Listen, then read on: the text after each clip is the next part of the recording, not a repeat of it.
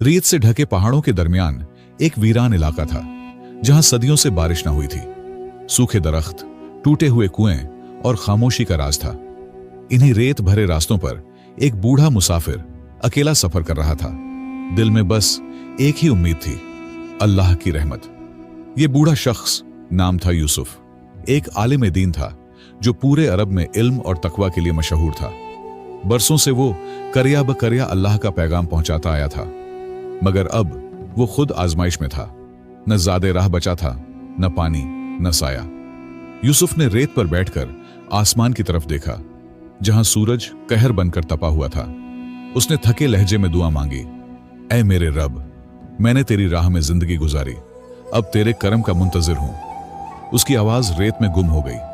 अचानक एक काली घटा उफ्क पर नमूदार हुई। वीरान सहरा में बादल का आना किसी मौजिजे से कम न था।